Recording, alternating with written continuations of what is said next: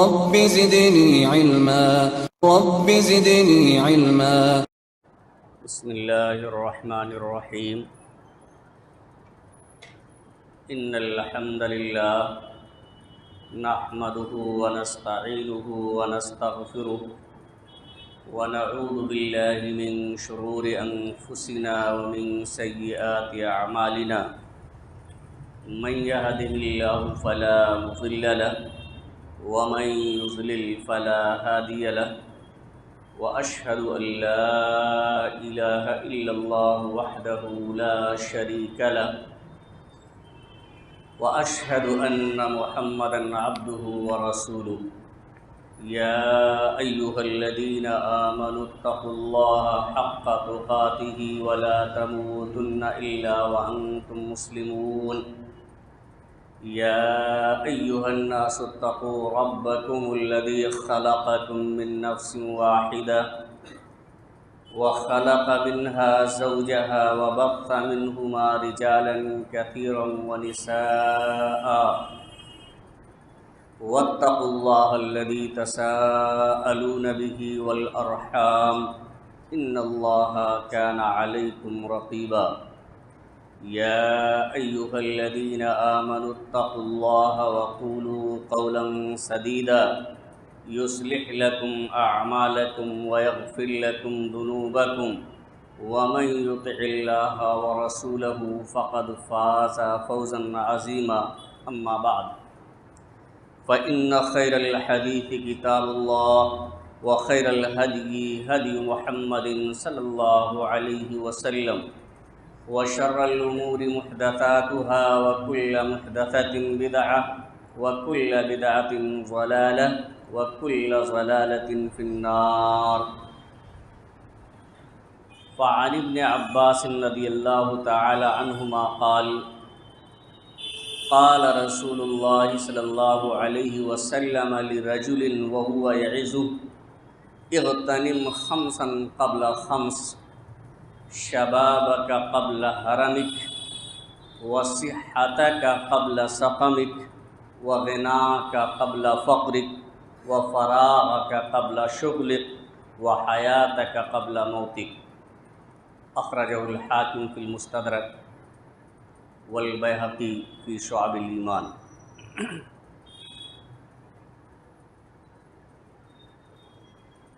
معزز سامعین کرام، حاضرین جمعہ، عزیز طلبہ اور پردہ نشین میری ماں اور بہنوں، خطبہ مسنونہ کے بعد ایک روایت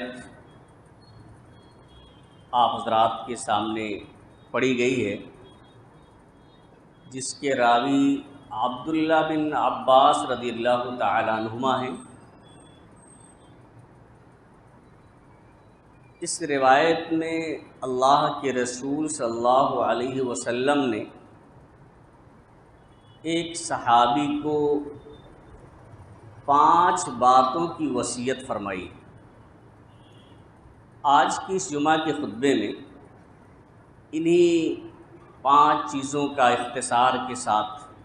میں آپ حضرات کے سامنے ذکر کرنا چاہتا ہوں. اللہ رب العالمین سے دعا ہے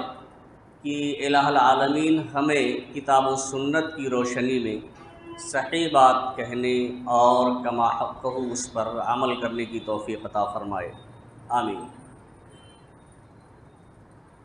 حاضرین گرامی،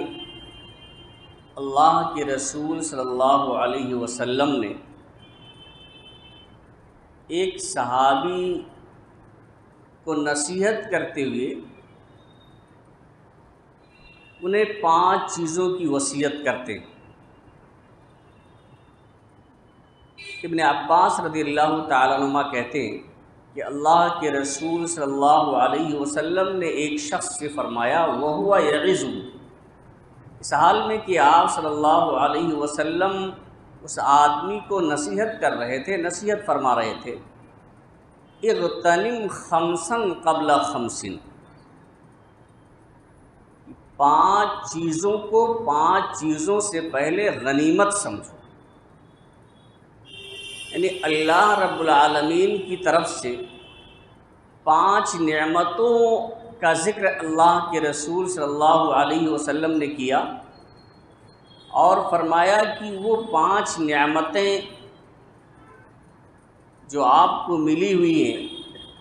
ان 5 نعمتوں کو غنیمت سمجھو 5 چیزوں سے پہلے۔ پہلی نعمت کیا ہے؟ شبابک قبل حرمک، اپنی جوانی کو بڑھاپے سے پہلے۔ اللہ رب العالمین نے آپ کو جوانی عطا کی ہے اور طاقت و قوت سے نوازا ہے، تمام چیزوں کے کرنے پہ آپ قدرت رکھتے ہیں۔ جوانی کا مرحلہ ایسا ہوتا ہے کہ اس میں آدمی کوشش کرتا ہے تو تمام کام بحسن و خوبی انجام دے سکتا ہے۔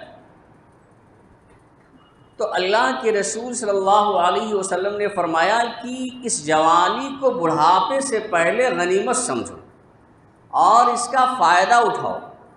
کہیں ایسا نہ ہو کہ یہ عمر آپ یوں ہی لایانی چیزوں میں ضائع کر دیں، برباد کر دیں اور اس سنہرے موقع کا آپ فائدہ نہ اٹھا سکیں بلکہ اس کا نقصان اٹھا لیں۔ اس لیے چند ایام آپ کی عمر میں جو جوانی کے ایام اور جوانی کے دن ہوتے ہیں ان کی آپ قدر کیجئے، ان دنوں کو آپ اہمیت دیجئے اور ان دنوں سے فائدہ اٹھائیے، اپنے آپ کو اللہ اور اس کے رسول صلی اللہ علیہ وسلم کی اطاعت و فرما برداری میں لگائیے اور جو بھی عمل کیجئے وہ جائز ہو، ناجائز نہ ہو، اللہ اس کے رسول صلی اللہ علیہ وسلم کی نافرمانی نہ ہوتی ہو۔ اور جوانی کی اہمیت اور دوسری احادیث میں بھی بیان کی گئی ہے۔ اللہ کے رسول صلی اللہ علیہ وسلم نے فرمایا، حضرت ابو ہریرہ رضی اللہ تعالیٰ عنہ حدیث کے راوی ہیں کہ اللہ کے رسول صلی اللہ علیہ وسلم فرماتے ہیں کہ سبعۃ یظلھم اللہ فی ظلہ یوم لا ظل الا ظلہ، 7 قسم کے خوش نصیب ایسے لوگ ہوں گے جن کو قیامت کے دن جہاں اللہ کے سائے کے علاوہ، اور بعض روایت میں آتا ہے کہ اللہ کے عرش کے سائے کے علاوہ کوئی سایہ نہیں ہوگا، اللہ رب العالمین ان 7 قسم کے خوش نصیب بندوں کو اور لوگوں کو قیامت کے دن کو سایہ عطا فرمائے گا۔ قیامت کا دن بہت ہی سخت ہوگا، بہت ہی ہولناک ہوگا اور اتنی سخت گرمی ہوگی کہ لوگ اپنے اعمال کے اعتبار سے کوئی کسی کو ٹخنے تک پسینہ، کسی کو پڈلی تک پسینہ، کسی کو کمر تک پسینہ، یہاں تک کہ بعض لوگ پسینے میں ڈوب رہے ہوں گے۔ یعنی ایسا عالم ہوگا، کوئی کسی کا پرسان حال نہیں ہوگا اور کوئی سایہ نظر نہیں آئے گا سوائے اللہ کے عرش کے سائے کے۔ تو اللہ رب العالمین 7 قسم کے خوش نصیب بندوں کو جو سایہ عطا فرمائے گا اس دن، انہی میں سے ایک وَشَابٌ نَشَأَ فِي عِبَادَةِ اللَّهِ۔ پوری حدیث اس طرح سے ہے کہ امام عادل امام، یعنی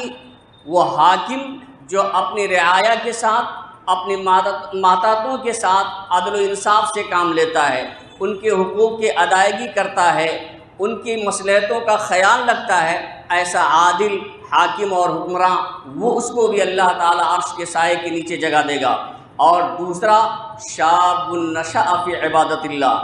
ایسا نوجوان جس کی جوانی اللہ کی عبادت پہ گزر رہی ہو۔ اللہ کی عبادت سے یہ مطلب نہیں ہے کہ اور دوسری جو اس کی دنیاوی ضروریات ہیں اس کو چھوڑ دے، یہ مطلب نہیں ہے، بلکہ جو آپ کی دنیاوی ضروریات ہیں ان کو پورا کرتے ہوئے وہ اپنی جوانی کو اللہ کی عبادت میں گزارتا ہے، یعنی جوانی کو ہی ضائع نہیں کر رہا ہے، لایانی چیزوں میں نہیں خراب کر رہا ہے، اللہ اور اس کے رسول کی نافرمانی میں نہیں گزار رہا ہے۔ تو ایسا نوجوان جس کی جوانی اللہ رب العالمین کی عبادت میں گزر رہی ہو وہ دوسرا شخص ہوگا۔ اور تیسرا وَرَجُلٌ قَلْبُهُ مُعَلَّقٌ فِي الْمَسَاجِدِ، تیسرا وہ شخص ہوگا جس کا دل مسجدوں سے لٹکا ہوا ہو، نماز کے لیے آتا ہے، ادائیگی نماز کی کرتا ہے اور پھر چلا جاتا ہے، اس کے باوجود بھی اس کا دل نماز کے لیے لگا ہوا رہتا ہے کہ کب نماز کا وقت ہو اور اللہ رب العالمین کے دربار میں حاضری دیں۔ تیسرا شخص، چوتھا شخص، وَرَجُلَانِ تَحَابَّا فِي اللَّهِ اجْتَمَعَا عَلَيْهِ وَتَفَرَّقَا عَلَيْهِ، دو ایسے لوگ جو آپس میں محبت کرتے ہیں، ایک دوسرے سے دوستی بناتے ہیں، اس کا مقصد صرف یہ ہوتا ہے کہ اللہ کی رضا حاصل ہو، دینی بھائی ہونے کی وجہ سے، نیک اور صالح ہونے کی وجہ سے ایک دوسرے سے محبت کرتے ہیں، ایک دوسرے سے دوستی رکھتے ہیں، اور جو دوستی قائم ہوتی ہے وہ اللہ کی رضا کے لیے، اور اگر اتفاق سے ان کے اندر دو لوگوں کے اندر جدائی پیدا ہوتی ہے تب بھی اللہ کی رضا ہی مقصود ہوتی ہے، اس میں دنیاوی کوئی غرض، دنیاوی کوئی فائدہ نہیں ہوتا ہے۔ تو جو لوگ اللہ کی رضا کے لیے آپس میں ایک دوسرے سے محبت کریں اور اللہ کی رضا ہی کے لیے اگر کسی سے دشمنی ہو جائے تو ایسے لوگوں کو بھی اللہ رب العالمین عرش کے سائے کے نیچے جگہ عطا فرمائے گا۔ اور پانچواں وہ شخص، وَرَجُلٌ قَلْبُهُ وَرَجُلٌ دَعَتْهُ امْرَأَةٌ ذَاتُ مَنْصَبٍ وَجَمَالٍ فَقَالَ إِنِّي أَخَافُ اللَّهَ، وہ شخص جسے ایک حسب نسب والی، اچھے خاندان کی اور خوبصورت عورت، اچھے عہدے والی کوئی عورت غلط کام پر، بے حیائی پر، برائی کام پر ابھارے اور اسے دعوت دے، لیکن وہ نوجوان یہ کہے انی اخاف اللہ، یعنی میں اللہ سے ڈرتا ہوں، دنیا والوں کا خوف نہیں بلکہ اس کے اندر اللہ کا تقوی ہو، اللہ رب العالمین کی خشیت ہو، اور کہے کہ نہیں میں یہ فعل نہیں کر سکتا، اس طرح کی بے حیائی کہ میں قریب نہیں جا سکتا، اس لیے کہ میرے اندر اللہ کا تقوی ہے، اللہ رب العالمین کی پرہیزگاری ہے، اس کا خوف ہے، میں اللہ سے ڈرتا ہوں، اور تو اسے بھی اللہ رب العالمین قیامت کے دن اپنے سائے کے نیچے جگہ عطا فرمائے گا۔ اور چھٹا وہ شخص، رجل تصدق بصدقۃ فاخفاها حتى لا تعلم شماله ما تنفق يمينه، کہ وہ شخص جو صدقہ کرتا ہے، خیرات کرتا ہے، اللہ کے راستے میں دیتا ہے، لوگوں پر خرچ کرتا ہے، جو مستحق ہیں انہیں دیتا ہے،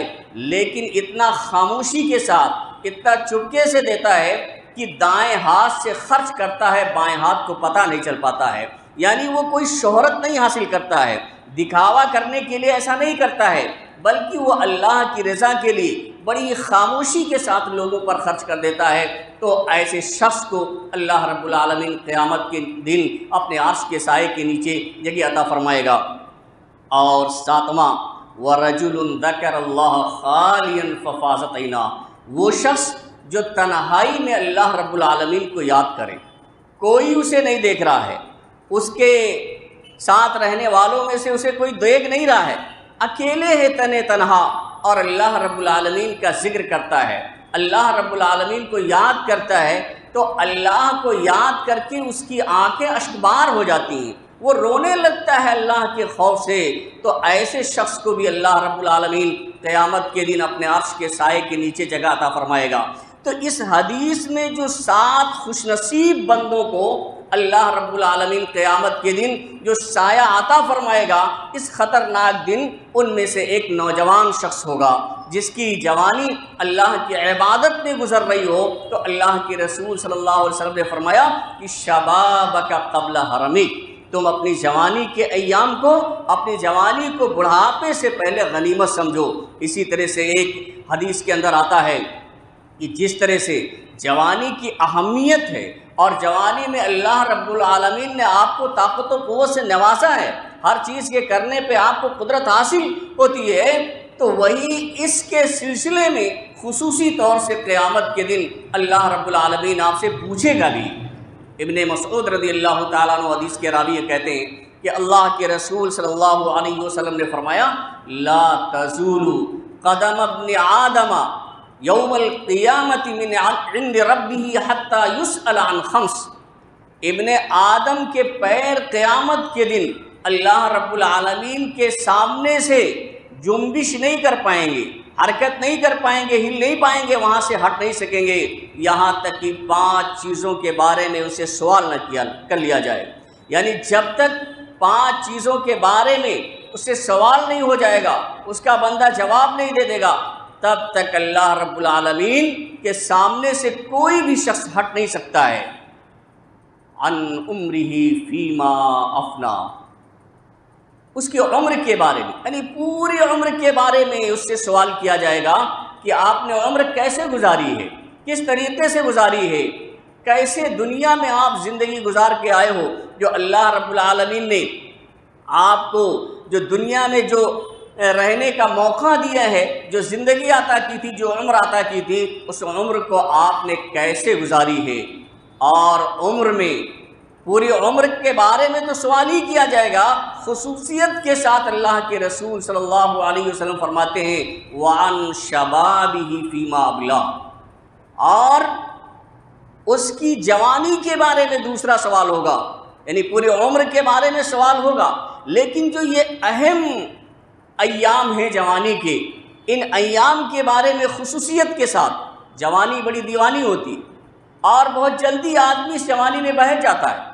اللہ کے رسول صلی اللہ علیہ وسلم کہتے ہیں کہ اس کے بارے میں خصوصیت کے ساتھ اللہ رب العالمین سوال کرے گا وَعَن شَبَابِهِ فِيمَا أَبْلَىٰ، کہ آپ نے جوانی کیسے گزاری ہے، جوانی کیسے آپ نے بسر کی ہے۔ اور تیسرا سوال ہوگا وَعَن مَالِهِ مِنْ أَيْنَ اكْتَسَبَهُ وَفِيمَا أَنْفَقَهُ، مال کے بارے میں، اور مال کے بارے میں 2 سوال ہوں گے۔ کیا؟ وَعَن مَالِهِ مِنْ أَيْنَ اكْتَسَبَهُ، مال کے بارے میں ہوگا کہاں سے کمایا ہے، ذرائع کیا تھے، وسائل کیا تھے،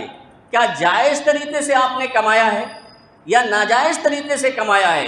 ایک تو آمدنی کا ذریعہ کیا تھا، کس طریقے سے آپ نے روپے اور پیسے جمع کیے، کیسے رزق آپ نے حاصل کی، تو آپ کی آمدنی کے بارے میں ایک سوال ہوگا مال کے بارے میں کہ اس کا طریقہ کیا رہا ہے۔ ہر شخص اپنے گریبان میں جھانک کے دیکھ لے کہ کس طرح سے وہ آج روزی حاصل کرتا ہے۔ اور وہ فیما انفقا، اور چوتھا سوال ہوگا وہ بھی مال ہی کے بارے میں کہ فیما انفقا، ٹھیک ہے آپ نے جائز طریقے سے کمایا ہے، حلال طریقے سے کمایا ہے، لیکن خرچ کہاں کیا ہے، کن جگہوں پر آپ نے خرچ کیا ہے، مد کیا ہے اس کے جہاں آپ نے خرچ کیا ہے۔ تو خرچ کرنے کے بارے میں بھی سوال کیا جائے گا، تو مال کے بارے میں سوال ہوگا کہ کہاں سے کمایا، کہاں پہ خرچ کیا۔ اور 5ویں چیز وَمَاذَا عَمِلَ فِيمَا عَلِمَ، جو آپ نے علم حاصل کیا، اب چاہے کسی مدرسے میں داخلہ لے کر کے آپ نے حاصل کیا ہو، یا آپ نے وعظ و نصیحت کی محفلوں میں بیٹھ کر وہ علم حاصل کیا ہو، یا مطالعہ کر کے آپ نے وہ علم حاصل کیا ہو، کو کسی طرح کے ذرائع ہوں، آپ نے جو کچھ علم حاصل کیا ہے اس پر آپ عمل پیرا کتنا رہے ہیں، آپ نے عمل کتنا کیا ہے، اس کے بارے میں اللہ رب العالمین سوال کرے گا۔ تو سامعین کرام، جن 5 چیزوں کے بارے میں قیامت کے دن سوال کیا جائے گا، قیامت کے دن، اور بغیر ان سوالوں کے جواب دیے ہوئے کوئی شخص ہٹ نہیں سکتا ہے، ان میں سے ایک جوانی ہے۔ تو سامعین کرام، یہ پہلی چیز ہے جو نصیحت کی اس شخص کو اللہ کے رسول صلی اللہ علیہ وسلم نے کہ شبابک قبل حرمک، تم اپنی جوانی کو بڑھاپے سے پہلے غنیمت سمجھو، اسے ضائع نہ کرو۔ وصحتک قبل سقمک، صحت اور تندرستی کو بیماری سے پہلے غنیمت سمجھو۔ اللہ رب العالمین نے آپ کو توانا بنایا ہے، تندرست بنایا ہے، ہاتھ پیر آنکھ کان نک سب کام کر رہے ہیں، سارے اعضاء، تو قبل اس کے کہ ان کو کوئی بیماری لاحق ہو جائے، اس سے پہلے اس کا آپ فائدہ اٹھائیے، صحت کا فائدہ اٹھائیے، جو آپ کے فرائض ہیں کما حق اس کو ادا کرنے کی کوشش کیجیے۔ ایسا نہ ہو کہ آپ کو اللہ رب العالمین نے صحت و تندرستی سے نوازا اور آپ نے اس صحت کو ایسے ہی ضائع کر دیا، برباد کر دیا لایانی چیزوں میں۔ آپ نے نہ دنیا بنائی نہ آخرت بنائی، اور اللہ رب العالمین نے جب بیماری میں مبتلا کر دیا تو نہ تو آپ عبادت کرنے کے لائق رہے، نہ دنیا کمانے کے لائق بچے ہیں، اور نہ آخرت کمانے کے لائق بچے ہیں۔ اس لیے اللہ کے رسول صلی اللہ علیہ وسلم نے فرمایا وَصِحَّتَكَ قَبْلَ سَقَمِكَ، بیماری سے پہلے اپنی تندرستی کو غنیمت سمجھو۔ بلکہ یہ اللہ کے رسول صلی اللہ علیہ وسلم فرماتے ایک دوسری حدیث میں، ابن عباس رضی اللہ تعالیٰ عنہ حدیث کے راوی ہیں کہ اللہ کے رسول صلی اللہ علیہ وسلم نے فرمایا نعمتان مغبون فیہما کثیر من الناس۔ مغبون کہتے ہیں جو لٹ گیا ہو، جسے خرید و فروخت میں دھوکہ دے دیا گیا ہو، اس کا مالی ضبط لے لیا گیا ہو، فراڈ کر کے جو شخص لٹ گیا ہو، دھوکے میں پڑ گیا ہو، وہ مغبون ہوتا ہے۔ اللہ کے رسول صلی اللہ علیہ وسلم فرماتے ہیں کہ اللہ رب العالمین کی دو نعمتیں ایسی ہیں جن دو نعمتوں کے سلسلے میں زیادہ تر لوگ دھوکے میں ہیں، زیادہ تر لوگ لٹ چکے ہیں۔ وہ کون ہیں؟ الصحت والفراغ۔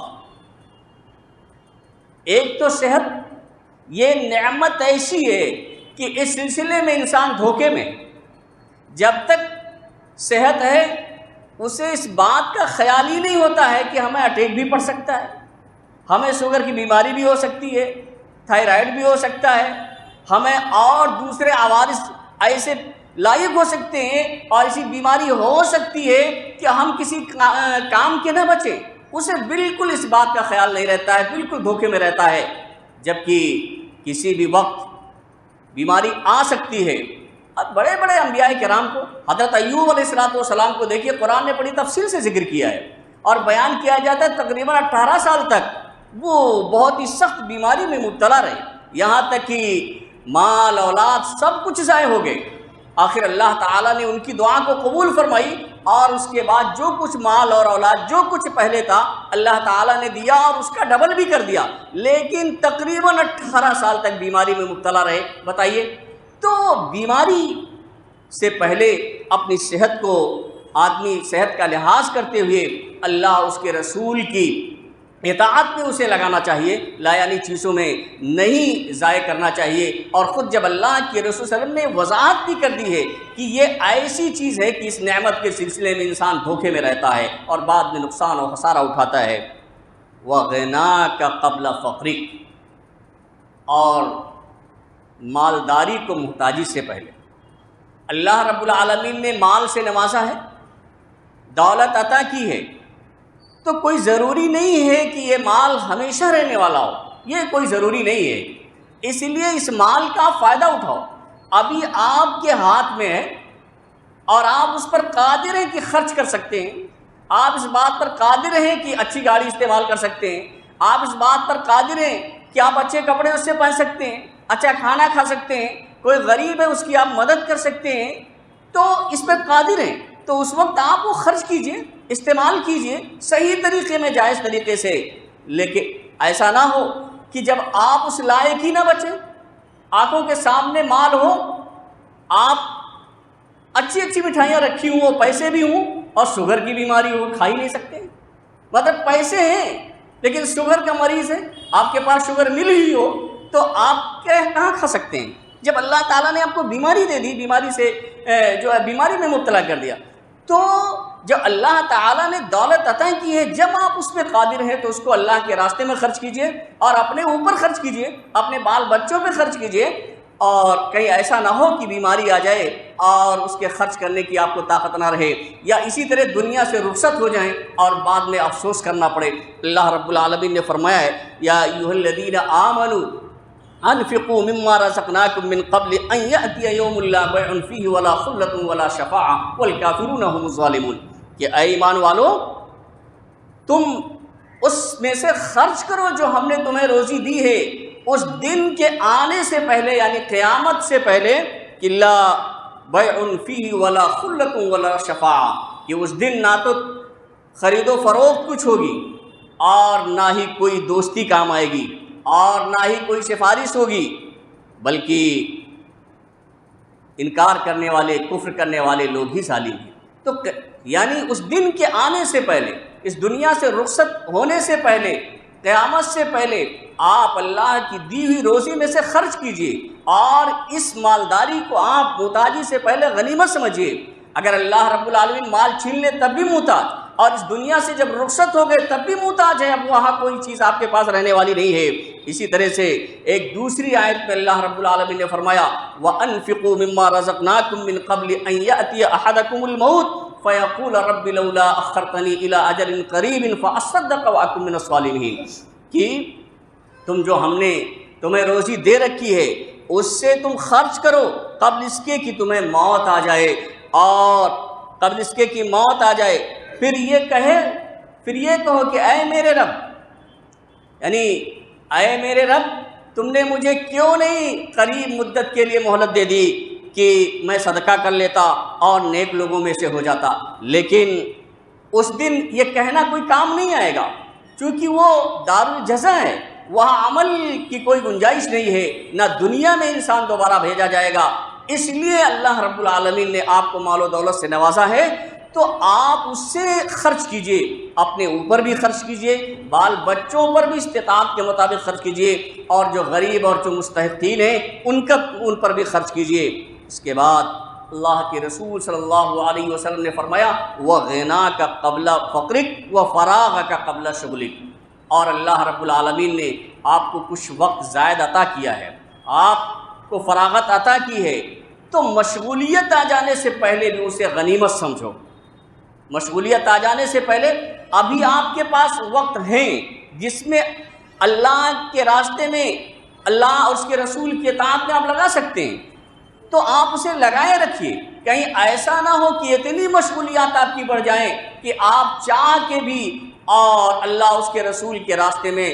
آپ کچھ بھی ٹائم نہ نکال پائیں، کہ ایسا نہ ہو جائے۔ اس لیے اور اس سلسلے میں پہلے حدیث ذکر کی تھی کہ جیسے صحت کے بارے میں آدمی دھوکے میں پڑا ہوا ہے، ایسے اس حدیث میں یہ بھی ہے والفراغ، اور جو اللہ تعالیٰ نے اسے فراغت عطا کی ہے اس سلسلے میں بھی وہ انسان دھوکے میں پڑا ہے، ابھی وقت ہے اس کی قدر نہیں کر پاتا، لیکن ممکن ہے کہ ایسا وقت آ جائے کہ اس کے پاس کچھ فرصت ہی نہ ملے۔ اس لیے جو فرصت اور جو وقت اللہ تعالیٰ نے آپ کو میسر کر دیا ہے اس کو مشغولیت سے پہلے غنیمت سمجھیے۔ اور پانچویں چیز وحیاتک قبل موتک، اپنی زندگی کو موت سے پہلے۔ اللہ رب العالمین نے یہ زندگی جو عطا کی ہے، موت آ جانے سے پہلے اسے غنیمت سمجھو، اور اس زندگی کی قدر کرتے ہوئے اللہ اس کے رسول کی اطاعت میں لگائیے، اس کی نافرمانی میں نہ لگائیے، جرائم اور گناہوں میں ملوث نہ ہوئیے، کیونکہ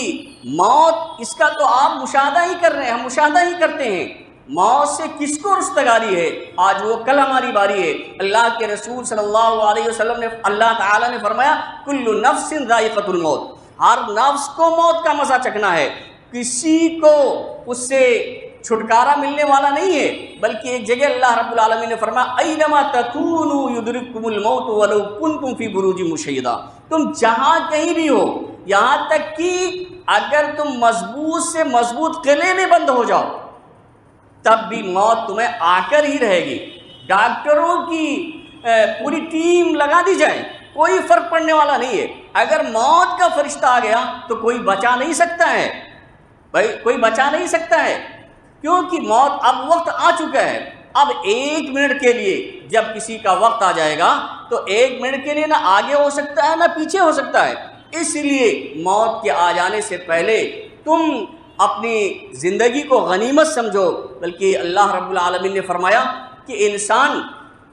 جو گمراہی میں ہوتا ہے، کفر پہ ہوتا ہے، شرک پہ ہوتا ہے، اللہ کی نافرمانی پہ جو لوگ ہوتے ہیں، تو جب ایسے لوگوں کو موت آ جاتی ہے تو موت کے وقت بھی، قیامت کے دن بھی، اور جب آگ اور جہنم کو دیکھیں گے تو اس وقت بھی اللہ رب العالمین سے کہیں گے۔ اس کا نقشہ اللہ رب العالمین نے ان الفاظ میں کھینچا ہے کہ حتی اذا جاء احدهم الموت، یہاں تک کہ جب ان میں سے کسی شخص کو موت آ جاتی ہے، یعنی اللہ کے ساتھ کفر کرنے والوں کو موت آ جاتی ہے، شرک کرنے والوں کو، گناہ کرنے والوں کو، تو قال رب ارجعونی،